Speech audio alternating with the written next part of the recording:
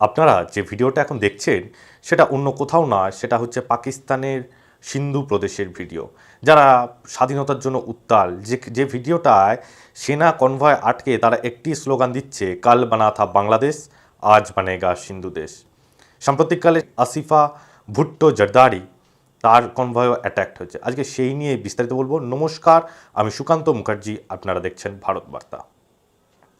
সিন্ধু প্রদেশ এখন ক্রমে তাদের আন্দোলনের ঝাঁজ তীব্র থেকে তীব্রতর করে উঠছে। আপনারা জানেন এর আগে বালুচিস্তানও কীভাবে লড়ছে। এখন বালুচিস্তানের তিনটি ফ্রন্ট এখন প্র্যাকটিক্যালি লড়ছে। Balochistan liberation front, Balochistan liberation army এবং আরও একটি ফ্রন্ট কীভাবে এখন সম্মুখ সমরে বালুচিস্তান লড়ছে। তারা কোনো রকম পাকিস্তানি সেনা এখন বালুচিস্তানে ঢুকতে ভয় পাচ্ছে, এমন সিচুয়েশন তৈরি হয়ে গেছে। ঠিক তার পাশেই খাইবার পাখতুনখোয়া, যেখানে আফগানিস্তানি তালিবানদের উপদ্রব দিনকে দিন, যত দিন যাচ্ছে তত বাড়তে চলেছে। যতক্ষণ না খাইবার পাখতুনখোয়া আফগানিস্তানের সাথে যোগ হচ্ছে ততক্ষণ অবধি কিন্তু এই আন্দোলন চলবে, এরকম তারা হুঁশিয়ারি দিয়ে বসেছে। ঠিক এরই মাঝে পাকিস্তানের সিন্ধু প্রদেশ কিন্তু এখন মারাত্মকভাবে উত্তাল। তার কারণ সিন্ধু প্রদেশে এখন একটাই স্লোগান, যে স্বাধীনতা। আপনারা জানেন সাম্প্রতিককালে পাকিস্তানের শাহবাজ শরীফ তারা একটি চেলিস্তান খাল প্রকল্প তৈরি করতে চেয়েছিল।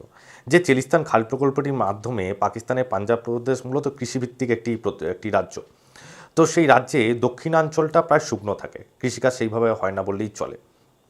এখন সেই দক্ষিণাঞ্চলে যাতে কৃষিকাজ হয় সেই জন্য সিন্ধু নদী থেকে একটি খাল কেটে, যেটা চেলিস্তান খাল প্রকল্প বলছে, সেই খাল কেটে তারা ওই দক্ষিণাঞ্চলে জল সরবরাহ যাতে ঠিকঠাক হয় সেই জন্য তিনি পরিকল্পনাটা করছিলেন, যার জন্য প্রচুর কয়েকশো কোটি টাকা তিনি অলরেডি খরচা করে ফেলেছেন।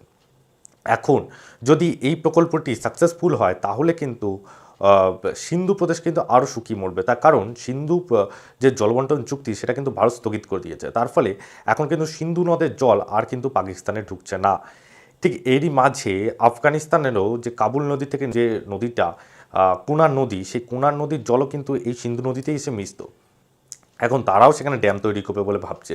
এখন এই সব দুদিক দিয়ে যদি সিন্ধু জলটাকে আটকে দেওয়া যায়, তাহলে মাঝে যেটুকু সিন্ধু জল পড়ে থাকছে, সিন্ধু নদীর জল, সেই জলটাও যদি খাল দিয়ে কেটে পাকিস্তানেই থেকে যায়, তাহলে তার নিচে সিন্ধুতে আসবে কি করে?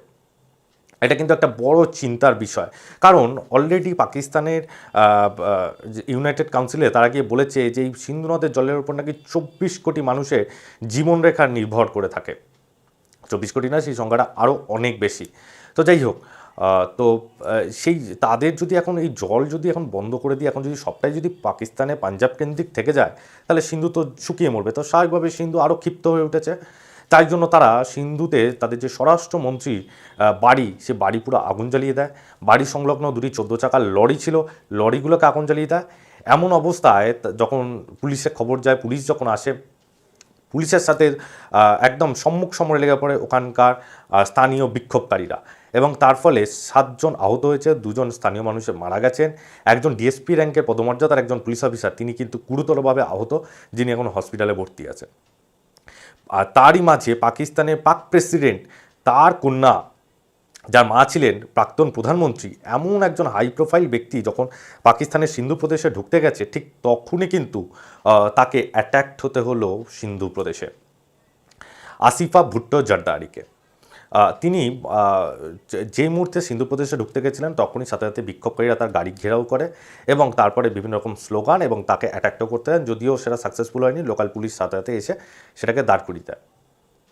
ঠিক এরই মাঝে পাকিস্তানের শাহবাজ শরীফের যে শরিকি দল আছে, পাকিস্তান পিপলস পার্টি, তো সেই পাকিস্তান পিপলস পার্টিও কিন্তু মারাত্মকভাবে ক্ষুব্ধ হয়ে উঠেছে শাহবাজ শরীফের প্রতি। তার কারণ তাদের কিন্তু মূলত এই পাকিস্তান পিপলস পার্টি সিন্ধু প্রদেশকে কেন্দ্র করে তাদের রাজনীতিটা চলে, তাদের গড় ধরা হয় সিন্ধু প্রদেশকে। এখন এই সিন্ধু প্রদেশ যদি হাতছাড়া হয়ে যেত তাহলে তো তাদের অস্তিত্ব থাকবে না। তো সেই জন্য তারা অস্তিত্ব রক্ষার্থে এখন তারা শাহবাজ শরীফের বিপরীতে কথা বলতে শুরু করেছে। তারাও এখন কিন্তু আস্তে আস্তে করে এই আন্দোলনে সামিল হবেন কি করে, তার এখন পথ খুঁজছেন।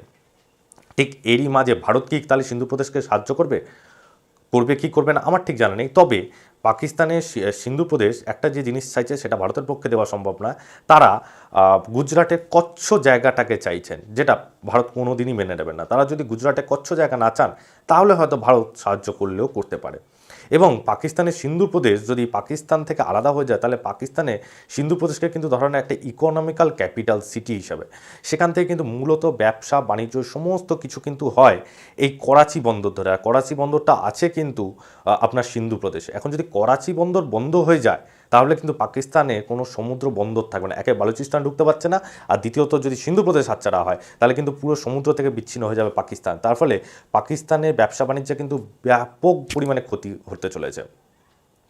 এখন এরই মাঝে এবার এছাড়াও সিন্ধু প্রদেশে কিন্তু পাকিস্তানের সেনাবাহিনী ঘাঁটিও কিন্তু প্রচুর আছে সেখানে।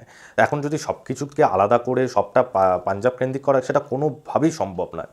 এখন পাকিস্তান কীভাবে সিন্ধু প্রদেশে স্বাধীনতাকামী যে আন্দোলন সেটাকে থামায়, যেখানে পরিষ্কার স্লোগান উঠছে কাল বানা থা বাংলাদেশ আজ বানেগা সিন্ধু দেশ।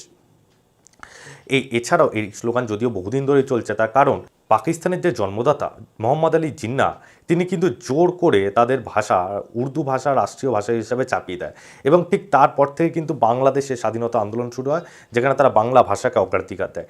ঠিক তেমনিভাবে কিন্তু সিন্ধু প্রদেশেরও কিন্তু আলাদা একটা ভাষা আছে যাকে সিন্ধি ভাষা বলা হয়। সেই ভাষাকে দমিয়ে রেখে তারা কিন্তু উর্দু ভাষা জোর করে চাপিয়ে দেওয়ার চেষ্টা করছেন বহু বছর ধরে সিন্ধু প্রদেশের উপর। সেই কারণে কিন্তু আন্দোলনের আগুনের আঁচ কিন্তু লেগেই ছিল। তারই ওপর কিন্তু ঘি ঢাললো এই চেলিস্তান খাল প্রকল্প। এখন দেখা যাক পাকিস্তানের সিন্ধু প্রদেশ যে আন্দোলন কোন দিকে করায়, আমরাও নজর রাখছি সেদিকে। আপনারাও দেখতে থাকুন ভারত বার্তা।